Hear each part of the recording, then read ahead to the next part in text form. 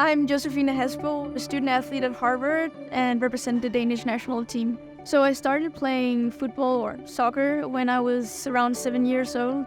It was quite challenging to find the right shin guards for her. And then suddenly I came across this, at that time, new brand Josefine, saw that they were in extra small.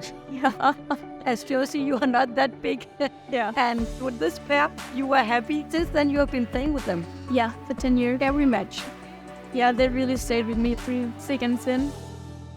I actually never imagined going to college in the US, but I went to this cup in Dallas with my Danish local club team. We heard about that there were certain scouts, and luckily, exactly right, I got back home from Dallas Cup. I woke up and looked at my email. It said Harvard Women's Soccer. Getting to college, an opportunity where you can combine both your academic pursuits but also develop as a football player. That was the ideal world. Really fortunate, I feel, and privileged to be where I am today. So the Danish national team has always been a dream.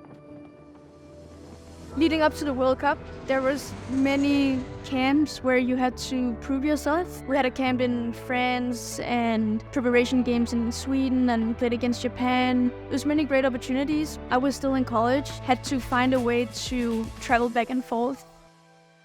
And then the selection in June finally got released, and my name was on the roster, which was absolutely unbelievable that finally I made a dream come true. There was many great moments in the World Cup, but I think when I entered the field against Australia and seeing the 75,000 people in the stands, feeling that atmosphere and the support around the women's game, that was really the highlight of my experience.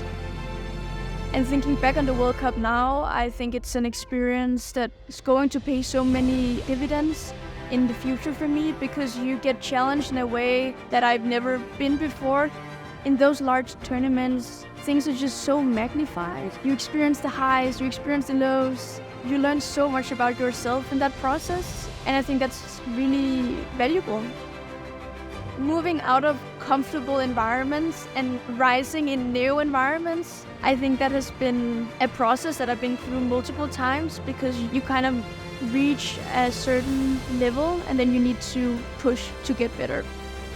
I've had so many different equipments, but I've really only had one shin guard. This pair has really followed me through different clubs, 25 different countries, played so many different football games.